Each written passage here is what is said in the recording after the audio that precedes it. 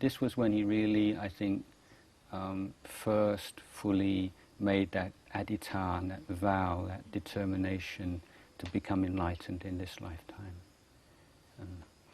You know, when you become a monk in the ceremony of entrance or upasampada, that's part of the ceremony. You know, you declare this determination, but for many people it's just just a phrase.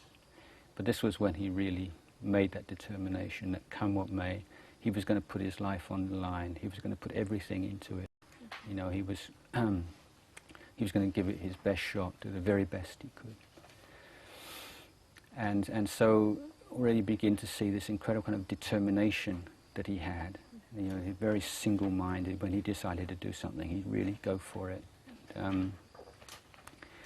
So he was also studying the monk's discipline a lot. This was another part of his personality and his character. Is very noticeable, particularly in the early days. He was very interested in the monk's discipline and the sila of a monk.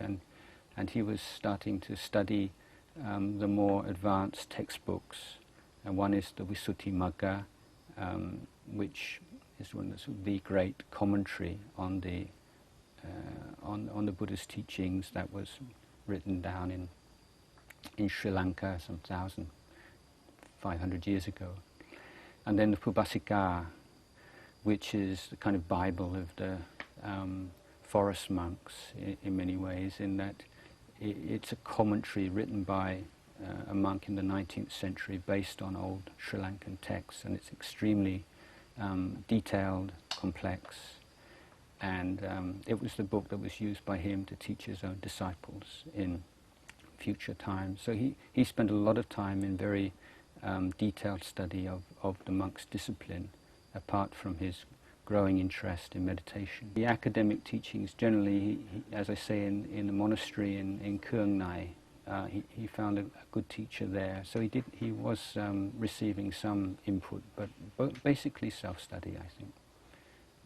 But the text is in Thai, yes. Although the language in the text is very dry and very difficult. You know, most monasteries, when the Ajahns read this out in the evening, all the monks are sort of like nodding off. It's really boring. But he was fascinated. You know, he loved that.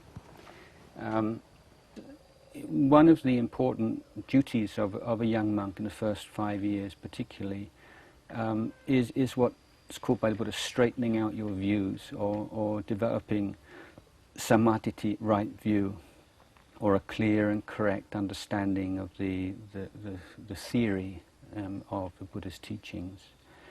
And so he was absorbing that and sort of integrating it into his whole way of looking at his life and looking at the world.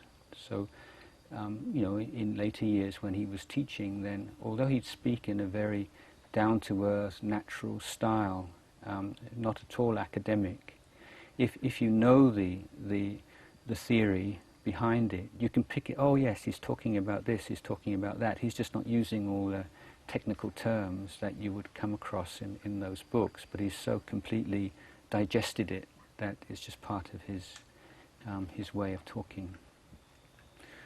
So he went back to his old monastery in 1944 and spent there another couple of years there.